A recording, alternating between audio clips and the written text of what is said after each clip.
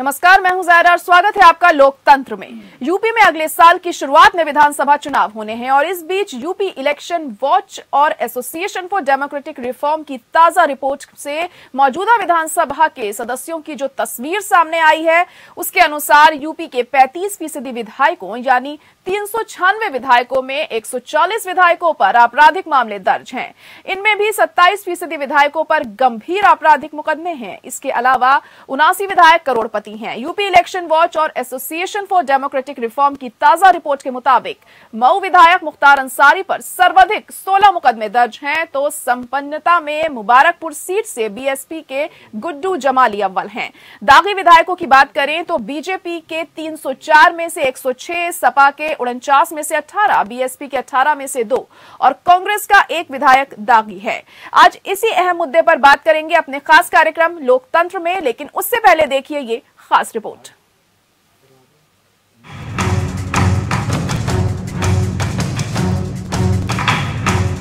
विधानसभा चुनाव के नजदीक आते ही इलेक्शन से जुड़े विश्लेषण भी शुरू हो गए हैं।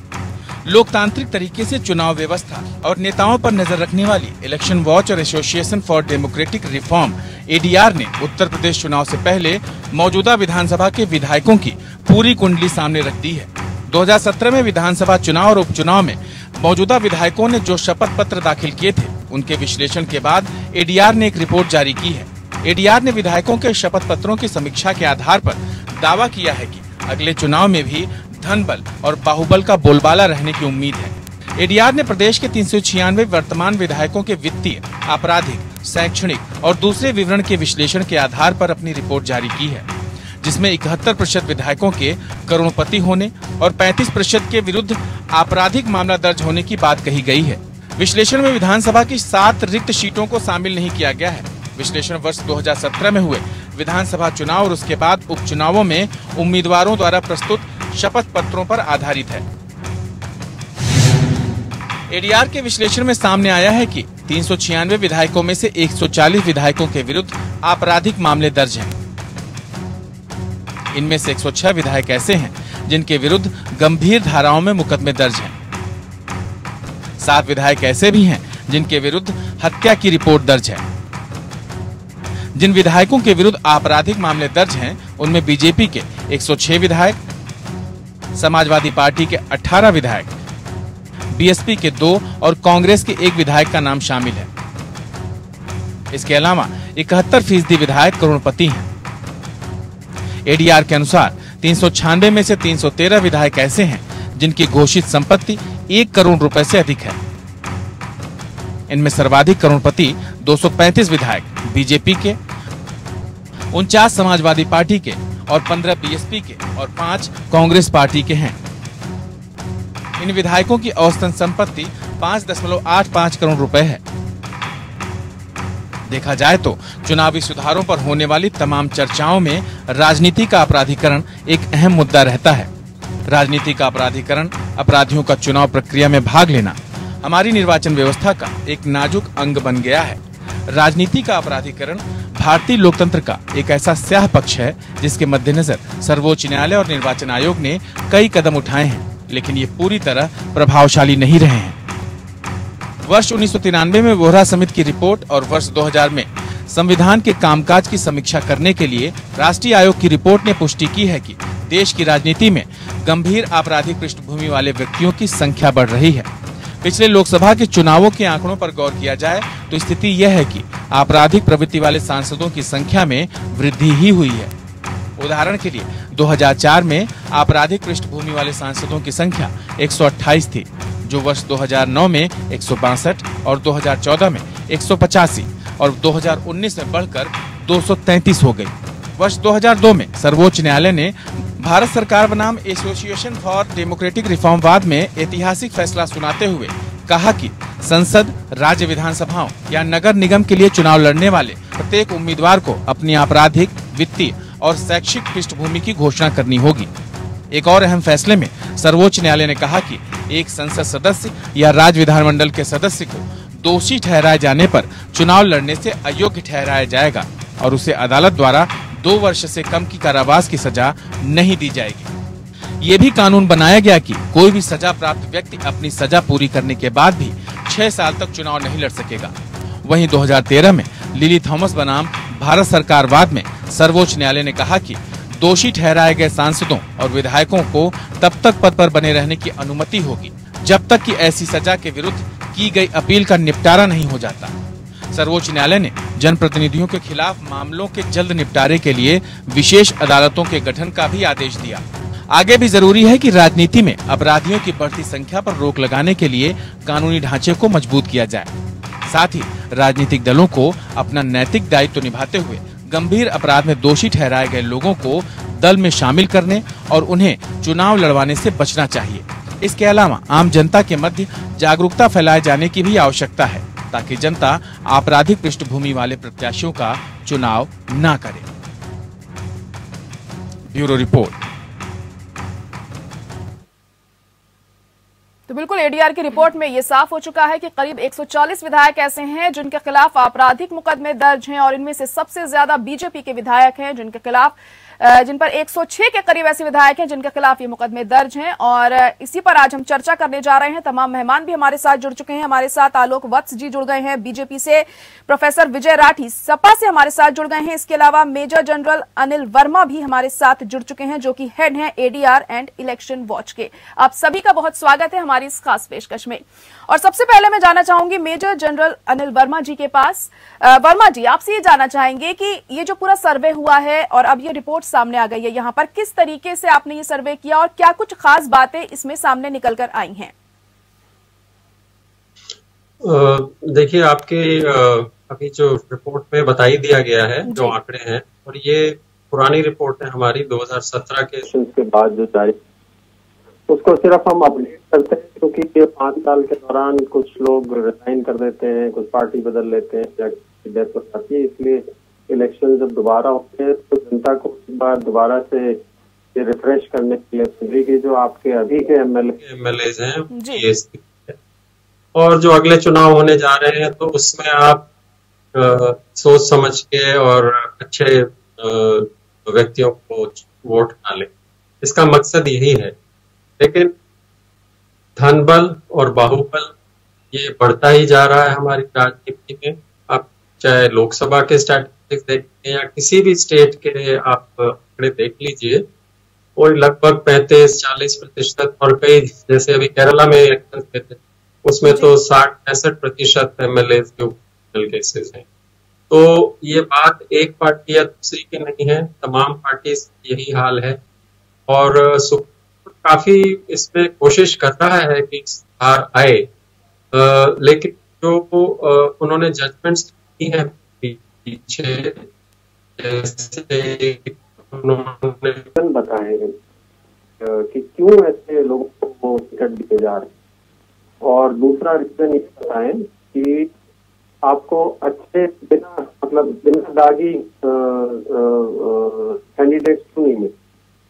तो ये पहली बारी बिहार के इलेक्शन में लागू हुआ था जी। उसके बाद आपने देखा था सुप्रीम कोर्ट पर पीआईएल वकील ने दायर की थी कि कंटेम्प्ट ऑफ कोर्ट पार्टी बहुत सी पार्टी के डिटेल्स पब्लिक नहीं कर, तो फिर कोर्ट ने फाइन लगाया था कुछ पार्टी, 1 लाख रुपया और 2 पार्टी लाख रुपया लगाया था।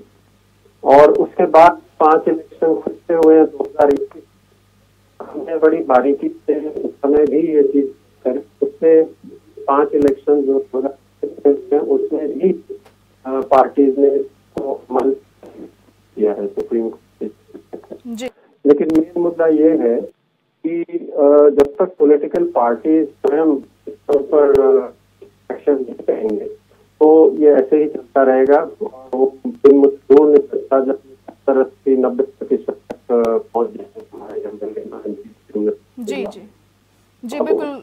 जाहिर तौर पर कहीं ना कहीं इन पार्टियों को भी अहम कदम इस दिशा में उठाने चाहिए ताकि जिस तरह से आपराधिक मुकदमे वाले ये जो विधायक हैं इनकी तादाद बढ़ती जा रही है, ये अपने आप में एक गंभीर विषय है। आलोक वत्स जी, आपके पास आना चाहूंगी, क्या कहेंगे? 106 विधायक करीब बीजेपी से ताल्लुक रखते हैं इसमें।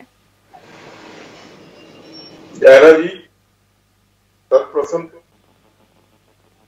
अनिल वर्मा जी की पूरी बात, क्योंकि ऑडियो खराब था मैं पूरा सुन नहीं पाया, लेकिन जितना कुछ मेरी समझ में आया देखिए, बीजेपी सबसे बड़ी पार्टी है, तो हर चीज में सबसे ज्यादा उसी के यहाँ होगा, तो आपराधिक पृष्ठभूमि के लोग भी इसमें ज्यादा होंगे। लेकिन बात आपराधिक पृष्ठभूमि की नहीं है। आज देश में हर पार्टी ये देखती है किसी भी व्यक्ति या महिला के बारे में कि इसकी विनेबिलिटी क्या है। उसके चरित्र का मूल्यांकन नहीं होता है, उसके बैकग्राउंड का कोई मूल्यांकन नहीं होता है, सिर्फ विनेबिलिटी देखी जाती है। और इसलिए ज्यादा आपराधिक पृष्ठभूमि वाले लोग विभिन्न दलों से आके संसद और विधानसभा में विराजमान हो चुके हैं। और अगर इस पर रोक नहीं लगाई गई तो वो दिन भी दूर नहीं है जो 100% इसी तरीके के लोग इन जगहों पर विराजमान हो जाए। जो अच्छे लोग हैं, जो पढ़े लिखे अच्छे लोग हैं, वो कहीं साइड फेंक दिए जाएंगे। क्या इससे नकारा जा सकता है कि धन बल और बाहुबल का इस्तेमाल यहाँ के लोकतंत्र में नहीं हो रहा है? अगर मैं कहूंगा कि नहीं हो रहा है तो मेरे से बड़ा झूठा कोई नहीं होगा जी। धन बल और बाहुबल का हर एक पार्टी, नॉट ओनली बीजेपी, जी जी, एवरी पार्टी पूरा का पूरा जहां तक हो सकता है इसका इस्तेमाल करके जीतने की कोशिश करती है। और रही बात कि इनके जो करोड़पति बनने में इजाफा, 6 महीने पर इनका ऑडिट होना चाहिए। हर आदमी जो पब्लिक का रिप्रेजेंटेटिव है, एमएलए और एमपी और एमएलसी के रूप में, उपाय नहीं है। आप लागू नहीं करना चाहते उपाय, आप हर 6 महीने पे इनकी ऑडिट कराएं और देखें कि इनका इनकम में इजाफा हुआ है तो क्यों हुआ है। जी। दल बदल, ये कानून कब से पारित है, लेकिन आप देख रहे हैं रोज दल बदल हो रहा है। दल बदल को अगर रोकना है प्रभावी ढंग से, आने दो किसी दल से किसी दल में, 10 वर्ष तक उस पर प्रतिबंध लगा दो कि वो चुनाव नहीं लड़ सकता है या नहीं लड़ सकती है। आप देखिए दल बदल उसी दिन बंद हो जाएगा। यहाँ तो लोग रात को आए और सुबह टिकट पा गए। ये जो सारी चीजें हो रही है हम कर रहे हैं, हम करवा रहे हैं, और तब हम कहते हैं कि सब में सूझता है, सब सही है। नहीं सही है। हमारा दिल नहीं है कि हम एक अच्छा सुसंस्कृत समाज पैदा करें।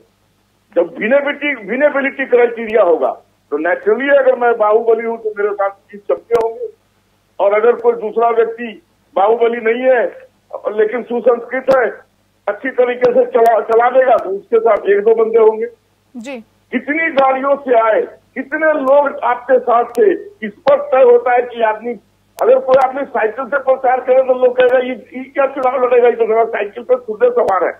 पब्लिक की मानसिकता भी ऐसी हो चुकी है, they want pump and show. अगर वो 10 स्कॉर्पियो से 20 फॉर्च्यूनर से आए तो हाँ ये जीतने वाले हैं, और अगर अनिल वर्मा जी साइकिल पर आए 50 साइकिल के साथ, लोग पहले ही दिन कहेगा ये तो जीत ही नहीं सकते जी, इनमें तो दम ही नहीं है। तो what is the criteria for winning? You have to show pomp and show. इसमें धनबल लगता है, इसमें बाहुबल लगता है, और इससे कोई पार्टी गुरेज नहीं करती है।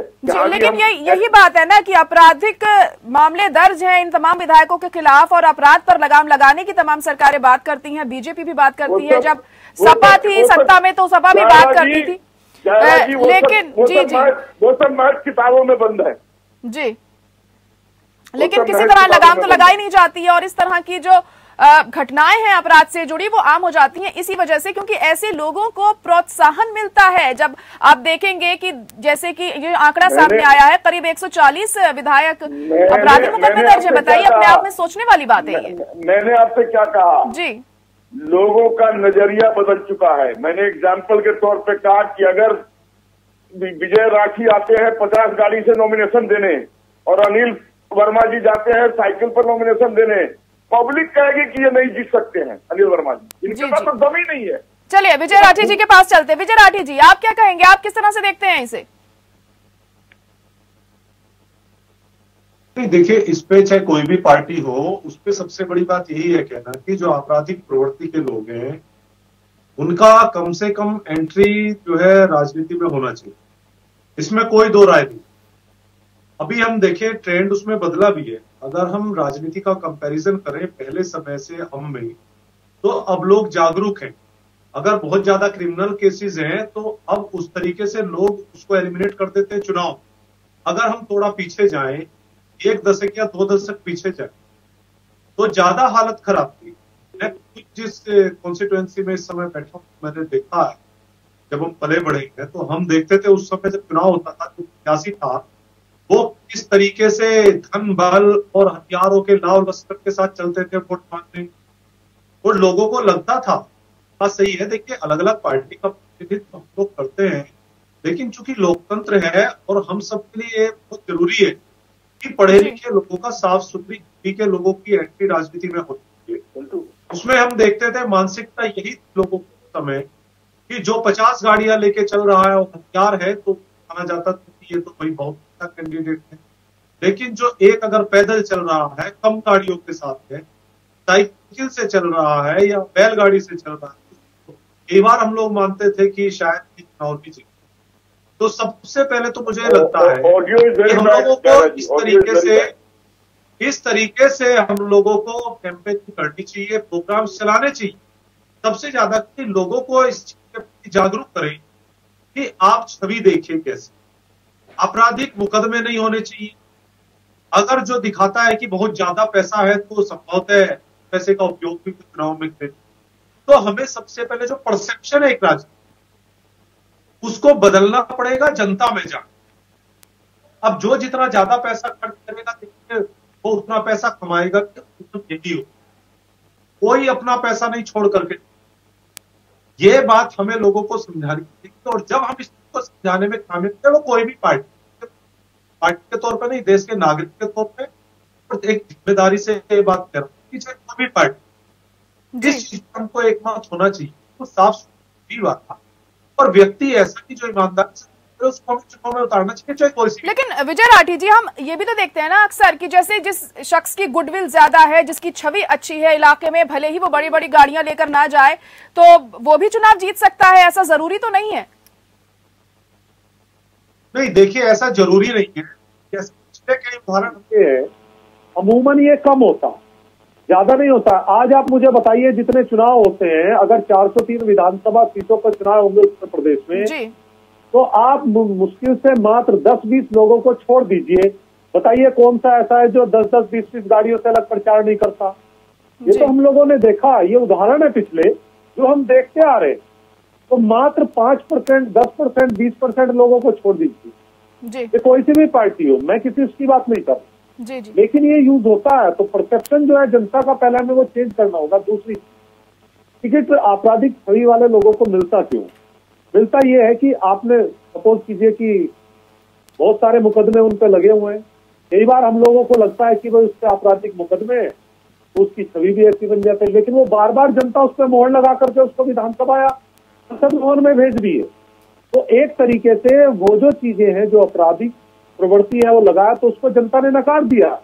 इसलिए कोई भी पार्टी ऐसे व्यक्ति को टिकट देने से गुरेज नहीं करेगी, क्योंकि वास्तव में सही चीज जो है वो फैसला जनता के हाथ में होता है, और अगर जनता ने उसको जिता दिया तो इसका मतलब एक तरीके से जो परसेप्शन आपराधिक छवि का बना, जनता। लेकिन जब आप टिकट ही नहीं देंगे तो जनता कैसे जिताएगी उसे? क्योंकि ये चीजें तो पार्टियों को सोचनी चाहिए ना। आप टिकट तो आप ही दे रहे हैं, तभी तो वो इलेक्शन में खड़े हुए। नहीं, देखिए टिकट ऐसे नहीं मिलता है कि सीधा किसी पे मुकदमे दर्ज है और सीधा उसको आपने टिकट दे दिया।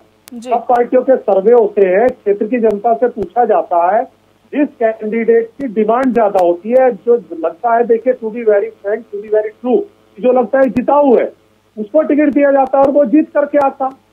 ऐसा नहीं है कि सीधा कोई किसी पे मुकदमे लगे हैं और सीधा उसको टिकट दे करके उसको जिताना, जनता उसको नकार देगी, लेकिन वो फिर भी जीत करके आता जी। जब उसकी डिमांड होती है जनता में और वो जीत करके आता, और फिर रिपोर्ट में ये आता है कि भाई इस पे इतने मुकदमे हैं, उसके बाद भी वो जीतता, तो इसका मतलब कहीं ना कहीं लोकतंत्र में जनता अपनी मोहर लगा करके उसको भेज रही है। इसलिए वो चीजें बदस्तूर जारी रहती जी। ठीक है, चलिए अब देखेंगे कि आगे क्या इस दिशा में कोई अहम कदम उठाए जाएंगे, ताकि जो इस तरह के विधायक हैं जिन पर संगीन मामले दर्ज हैं, कम से कम उनको तो टिकट ना दिया जाना चाहिए। मेजर जनरल अनिल वर्मा जी का। अनिल वर्मा जी, आपसे ये जानना चाहूंगी कि अब जिस तरीके से हमने देखा, यहाँ पर आलोक वत्स जी भी यही कह रहे थे और विजय राठी जी भी यही कह रहे थे कि जनता वोट उन्हीं लोगों को देती है जो बड़ी बड़ी गाड़ियों में जाते हैं, जो अरबपति खरबपति होते हैं और बहुत ज्यादा बाहुबल और पैसा लगाते हैं। तो आप इस बात से कितना इत्तेफाक रखते हैं? और इस चीज को खत्म करने के लिए इससे पहले भी कई नियम बनाए गए, लेकिन उसको फॉलो नहीं किया गया, और जिसकी वजह से आज ये जो तादाद है इतनी ज्यादा बढ़ी हुई है, क्या कहना चाहेंगे? देखिए, ये कड़वा सच है हमारे लोकतंत्र का। जी। अभी पीछे एक न्यूज आइटम आया था लगभग 15-20 दिन पहले, जब ये बाई इलेक्शंस हो रहे थे। तेलंगाना में लोगों ने सड़क पर आकर और विरोध प्रदर्शन किया था कि जो पैसे बांटे गए हमें मिले या हमें उससे कम मिले हैं जितना कि प्रॉमिस किया गया।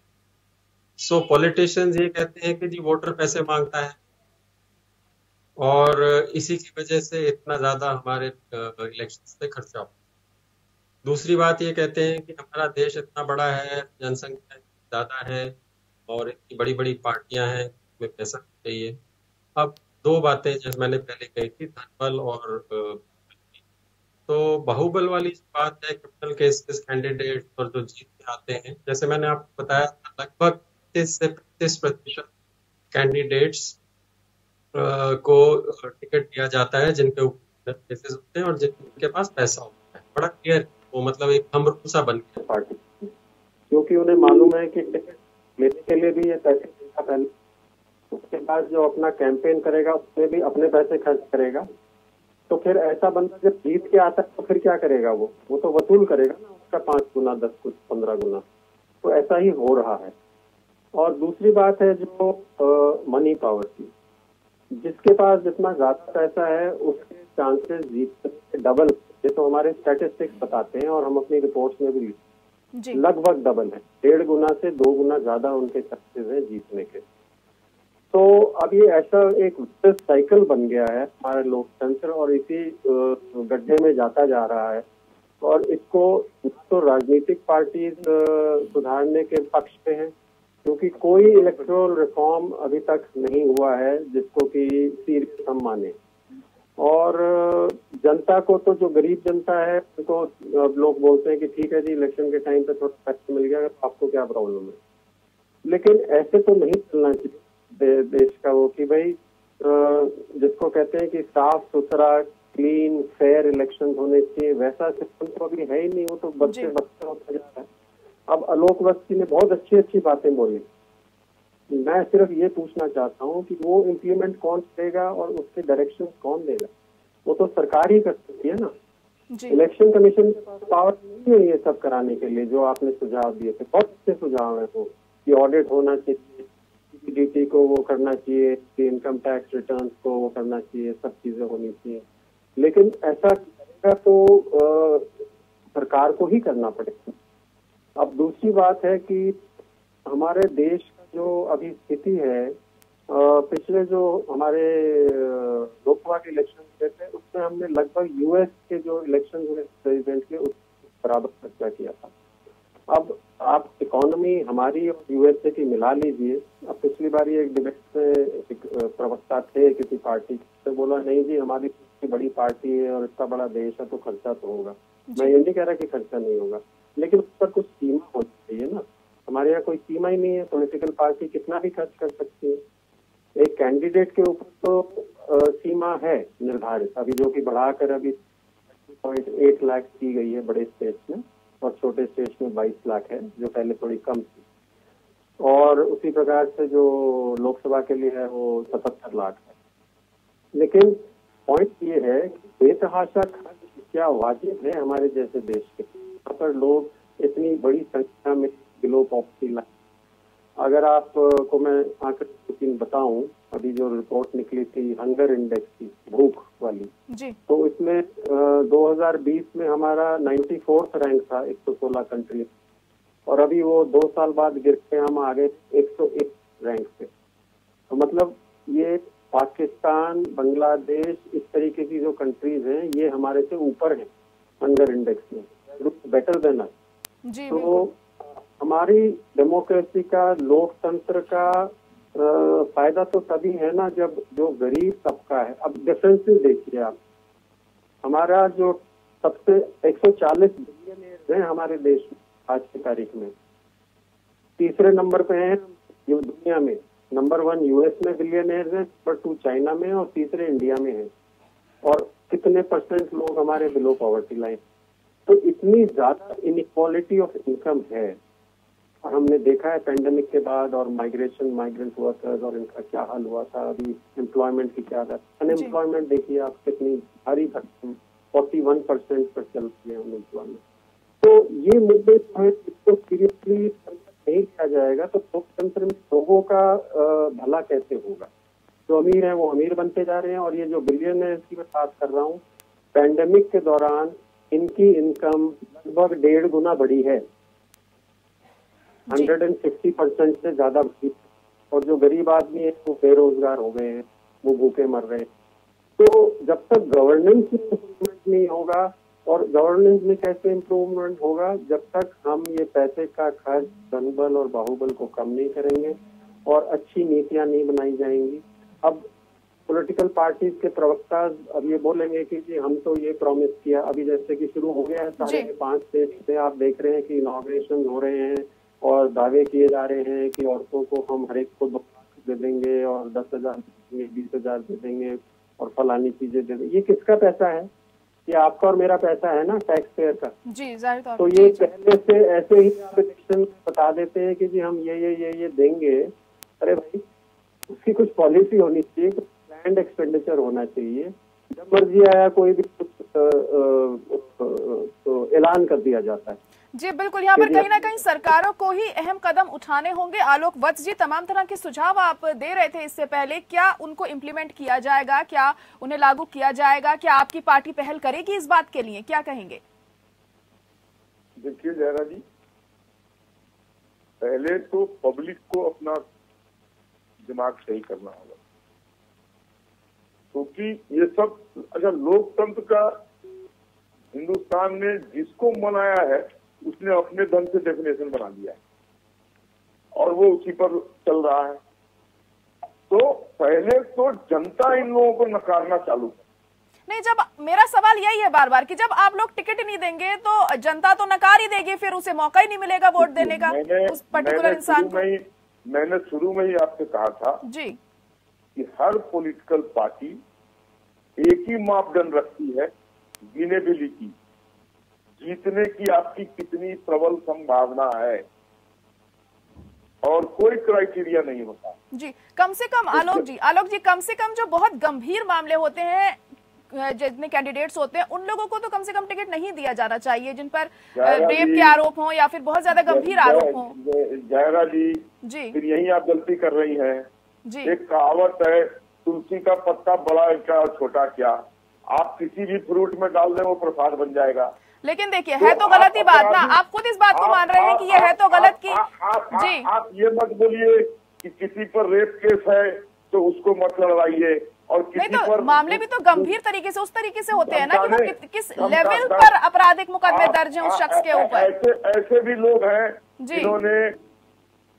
जिन्होंने सैकड़ों परिवार को दशकों दहशत में रखा। तो क्या वो अपराध रेप से कम है? क्या आपने किसी परिवार को दहशत में जीने के लिए छोड़ दिया?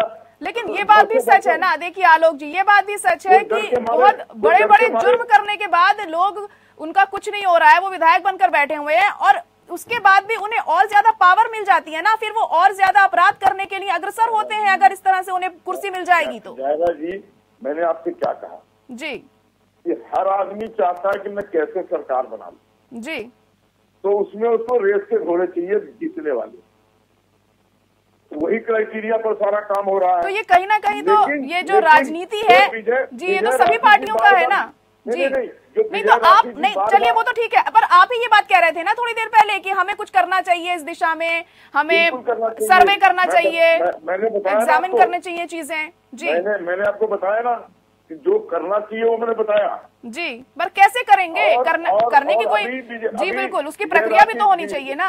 नहीं, विजय राशि जी कह रहे थे बार बार जनता सर्वोपरि है, जनता का ये है, तो सही बोल रहे हैं, जनता को ही पहले इनको नकारना होगा। नहीं तो आपको जागरूक करना पड़ेगा ना जनता को, ये तो आपका काम है ना, ये तो राजनीतिक पार्टियों का काम है। जागरूक पॉलिटिकल लोग नहीं करेंगे, जागरूक अच्छे समाज सेवी करेंगे। नहीं तो आपको भी पहल करनी पड़ेगी ना। कौन पार्टी कहता है कि मैं गलत चीज सिखाता हूँ? कौन पार्टी कहता है कि कौन पार्टी एडमिट करता है कि मैं क्रिमिनल को टिकट देता हूँ? सब तो कहते हैं कि मैंने तो सही लोगों को टिकट दिया है। ये झूठ का कोई मापदंड है क्या? सच्चाई पर उतर जाएंगे तो हमाम में समझ लेंगे। जी। All political parties. लेकिन आपको नहीं लगता कि इस तरह से टिकट देने से ये एक बड़ी वजह होती है जो आपराधिक मामले बढ़ते हैं? जो पार्टी सत्ता में होती है उसके विधायक अगर इतने आपराधिक मुकदमे दर्ज हैं तो वो खुले तौर पर कानून का उल्लंघन करते हैं और बेबाक तरीके से सोचते हैं कि हमारे खिलाफ कुछ होगा ही नहीं। जायरा जी, मैं कब इस बात से सहमति दे रहा हूँ कि हाँ इनको टिकट देना जायज है? जी हाँ, तो आप नहीं दे रहे ना सहमति, तो आपको नहीं देना चाहिए इन फ्यूचर। अब आने वाले चुनावों में आप देंगे टिकट? सबसे बड़ा डंडा जी जनता के पास है। अगर जनता ने इनको नकारना चालू कर दिया, ये कहीं के नहीं रहेंगे। बड़े से बड़े बाहुबली को अगर जनता उग्र हो गई, जी भूल चढ़ाने का। चलिए ठीक है चलिए। विजय राठी जी, आप क्या कहेंगे इस बारे में? आपकी राय जानना चाहेंगे। देखिए, ये एक तरफा मामला नहीं है, दो तरफा मामला है। जी। मैं कई बार लोगों से कहता हूँ, जब मैं मिलता हूँ, क्योंकि मैं प्रोफेसर भी हूँ, मैं कई बार इस चीज को सिर्फ राजनीतिक पार्टियों के ऊपर नहीं टालता। मैं ये कहता हूँ कि जब हम टीवी पे बैठते हैं, जब आप राजनीतिक पार्टी से कहते हैं कि मैं किसी राजनीतिक पार्टी से नहीं जुड़ा हुआ हूँ और मैं पढ़ा लिखा हूँ, मुझे राजनीति से कोई मतलब नहीं, ये सबसे ज्यादा पढ़े लिखे लोग कहते हैं। मैंने एक रिसर्च किया था अभी मेरठ के ऊपर, और जो इलेक्शन हुआ था 1951 से लेकर के अब तक 2019 तक, मैंने उस पर एक रिपोर्ट तैयार। आपको जानकर के ताज्जुब होगा कि सबसे ज्यादा वोट डालने वालों में वो लोग हैं जो सबसे कम पढ़े लिखे हैं, और जो सबसे ज्यादा पढ़े लिखे हुए हैं, हाईली एजुकेटेड, उन्होंने सबसे कम वोट डाला। क्योंकि वो ये कहते हैं, अपनी जिम्मेदारी से बचते हैं, कहते हैं हमें क्या मतलब है राजनीति से, हमें तो अपनी नौकरी करनी है, हमें ये करना। और सबसे ज्यादा सवाल सिस्टम को सुधारने का वही लोग उठाते हैं जो वोट डाल करके उसको बदलना भी नहीं चाहते। अब आप बताइए, ये तो कॉन्ट्रडिक्शन हो गया ना। एक तरफ आप कहते हैं कि ये सुधार होना चाहिए, पार्टी को इसको टिकट नहीं देना चाहिए। अब जब पढ़े लिखे लोग आगे नहीं आएंगे, साफ सुथरी छवि के 4 लोगों ने कैंडिडेट बनने के लिए आवेदन किया, किसी पे 10 मुकदमे, किसी पे 15, किसी पे 5, किसी पे 20 मुकदमे। आपको तो उसी में से एक चूज करना पड़ेगा ना। जो साफ सुथरी छवि का, वो तो आपके पास ही नहीं आ रहा, वो तो दूर से बैठ के कह रहा है राजनीति से मेरा कोई मतलब ही नहीं है, जबकि उसका पूरा मतलब है। उसके बाद आप किसको चूज करें, किसको टिकट, जिसको आप टिकट देंगे सबसे कम, उसके ऊपर भी आपको 10 मुकदमे मिलेंगे। उसके बाद वही व्यक्ति कहता है कि आपने उस टिकट दे दिया उस व्यक्ति को कि जिसके ऊपर मुकदमा। अरे भाई, जब तुम घर में बैठे हो, तुम शांत बैठे हो, तुम्हारा पार्टिसिपेशन 0 हो गया, तो वही लोग आगे आएंगे और वही पॉलिसी बनाएंगे, और वही पॉलिसी बना के आप लोगों के ऊपर राज करेंगे, वही आटे डाल के भाव भी निर्धारित करेंगे। ये मुझसे अच्छा नहीं जानता। मैं सब लोगों से कहता हूँ कि आप नौकरी करते हैं, आप घर जाते हैं, उसके बाद आप काम कीजिए, कुछ आप आगे बढ़िए। लेकिन व्यक्तियों से मुझे ज्यादातर 80% जवाब ये मिलता है कि हमें राजनीति से कोई लेना देना नहीं है। लेकिन सवाल सबसे ज्यादा, और चूंकि मैंने पूरा सर्वे किया, ये समझ लीजिए कि चलिए ठीक है, लेकिन यहाँ पर आपका ये मानना है कि आम लोगों को भी जागरूक होना बहुत जरूरी है और उन्हें अपनी जिम्मेदारी समझनी चाहिए कि वो किसे वोट दे रहे हैं। किसी एनएचडीआर की रिपोर्ट आई है और इसमें साफ तौर पर यह कहा गया है कि करीब 140 विधायक ऐसे हैं जिन पर गंभीर आपराधिक मुकदमे दर्ज हैं। इसी पर चर्चा हमारी जारी है। मेजर जनरल अनिल वर्मा जी, आपसे ये जानना चाहूंगी, जैसे ब्रेक पर जाने से पहले हम बात कर रहे थे कि हमारे साथ जिस तरीके से मौजूद हैं विजय राठी जी और आलोक वत्स जी, वो कह रहे थे कि सारी जिम्मेदारी यहाँ पर जनता की ही बन जाती है, एक परसेप्शन जो है जनता का, इसे चेंज करना होगा। आपको क्या लगता है कि राजनीतिक पार्टियों की इस सिलसिले में कोई जिम्मेदारी नहीं है? नहीं, बिल्कुल सबकी जिम्मेदारी है इसमें। सबसे पहले तो जितनी हमारी इंस्टीट्यूशंस हैं, जैसे कि इलेक्शन कमीशन है, सुप्रीम कोर्ट है, CAG है, कंट्रोलर एंड एडवोकेट जनरल वगैरह, और इनकम टैक्स डिपार्टमेंट है, ये तो जितने भी हैं उनको अपना काम जरा मजबूती से और सख्ती से करना चाहिए, क्योंकि उसमें भी बहुत कमियां हैं। जो भी इनकंसिस्टेंसीज इनकम टैक्स रिटर्न्स में, रिपोर्ट्स में, पॉलिटिकल पार्टीज की donation, funding reports, audit reports जो इलेक्शन कमीशन को जमा कर दी जाती है, उनकी कोई तहकीकात नहीं की जाती, कोई स्क्रूटिनी नहीं की जाती। तो ये जितनी भी इंस्टीट्यूशंस हैं, अब जैसे बहुत रिकमेंडेशन है, लॉ कमीशन ने बहुत सारी रिकमेंडेशन दी हुई है इलेक्शन में, वो सब ठंडे बस्ते में पड़ी रहती है, कूड़े में पड़ी रहती है, कोई उनको परवाह नहीं करता देखने की भी। इतने सारे कमीशन बैठ चुके हैं अभी तक, BCO, वोरा कमेटी रिपोर्ट की जैसे जिक्र किया गया था, और बहुत सारे हैं। बट पॉइंट है कि जब तक उनको इम्प्लीमेंट नहीं किया जाएगा, ऑर्डर तो बहुत अच्छे अच्छे जजमेंट्स हैं सुप्रीम कोर्ट की, उनको भी इम्प्लीमेंट जब तक नहीं किया जाएगा और सख्ती से पेश नहीं आया जाएगा, तो कैसे होगा काम। दूसरी बात है पॉलिटिकल पार्टीज की, तो मैंने बताया था पहले भी कि रिस्पॉन्सिबिलिटी है।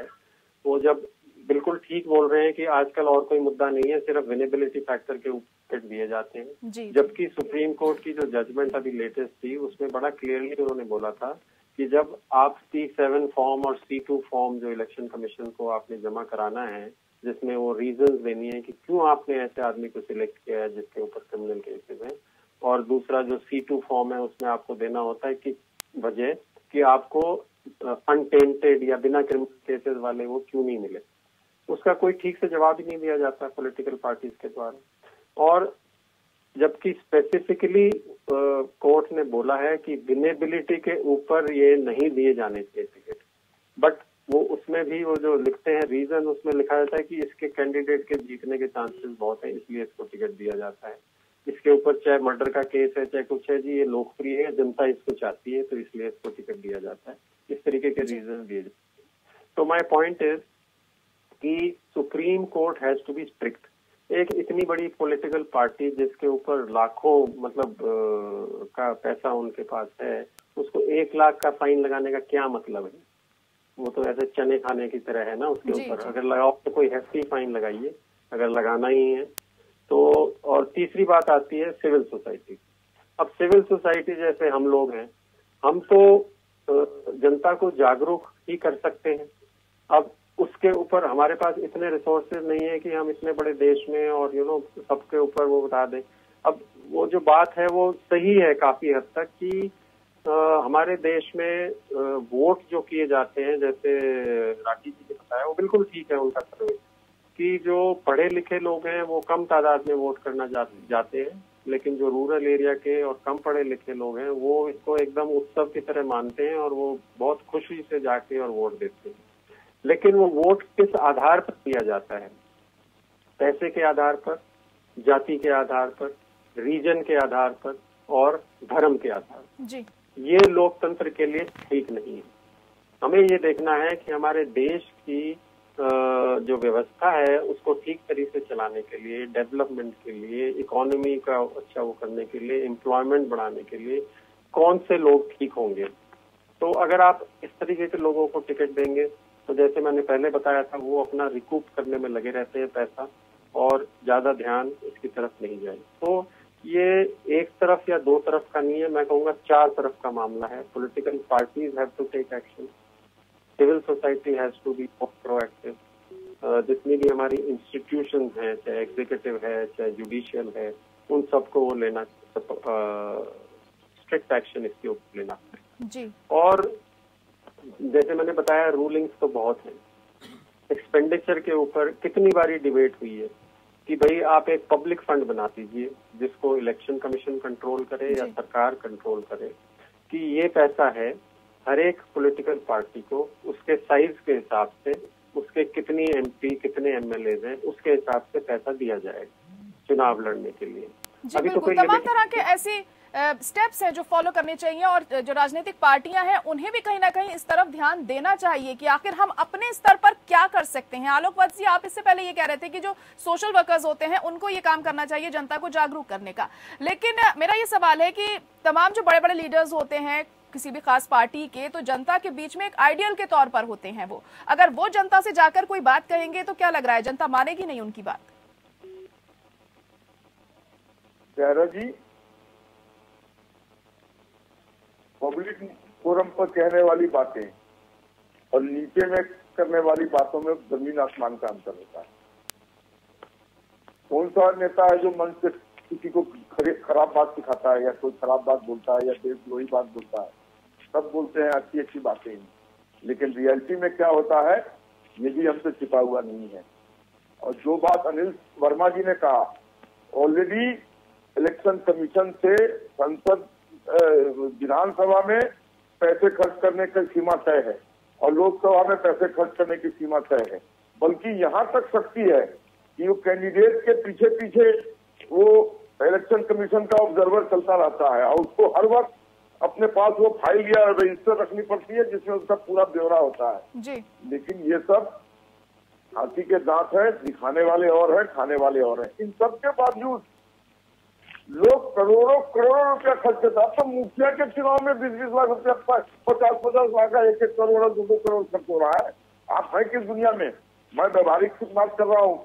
और जैसे वो मुखिया बना वैसे वो 2 महीना के अंदर उसकी स्कॉर्पियो चमचमाती आ जाती है।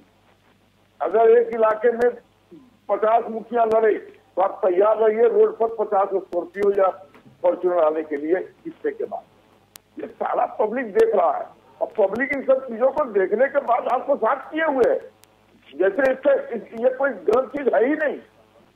अरे जब तक पब्लिक नहीं जागेगा कौन है नेता? पब्लिक से उठा हुआ आदमी कोई नेता है किसी भी दल में।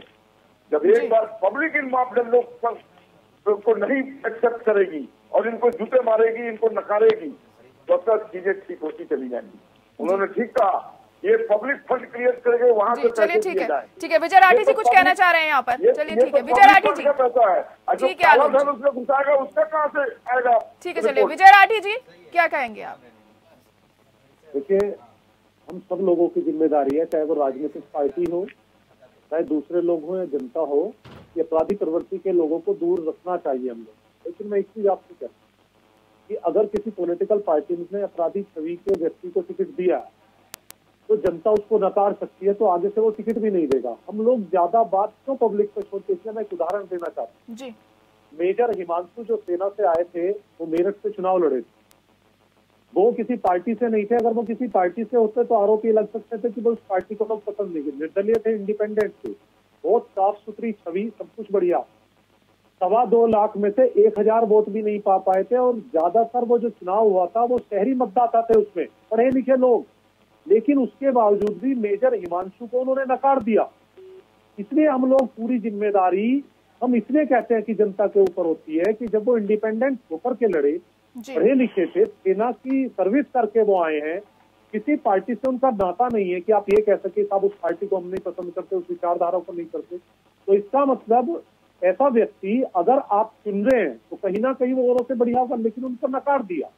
तो ये इसी से पॉलिटिकल पार्टी भी इस चीज से डरती है कि हम किसको टिकट देने जा रहे हैं।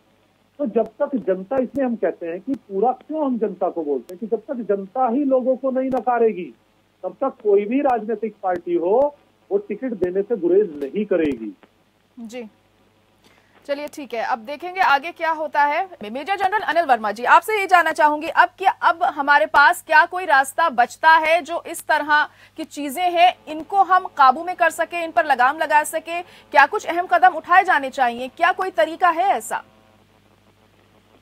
देखिए फिर से मैं बाहुबल और धनबल के ऊपर दोनों के जो सुझाव हैं वो दूंगा।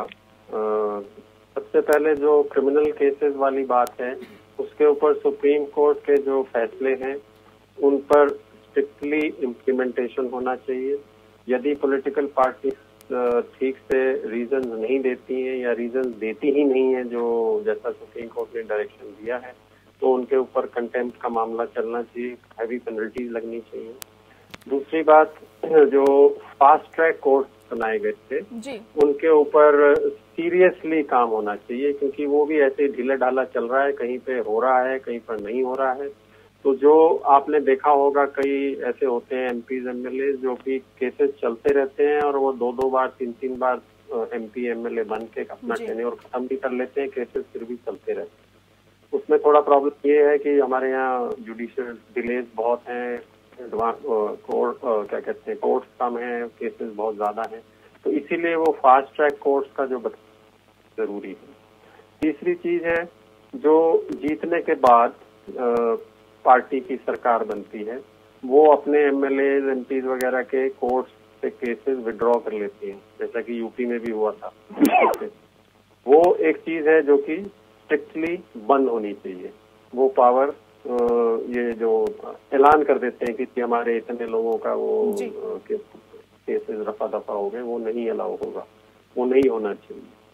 और जहाँ तक धनबल की बात है, मैंने पहले भी सुझाव दिया था कि एक तो एक पब्लिक फंड क्रिएट होना चाहिए और उसी के तहत चुनाव लड़े जाने चाहिए।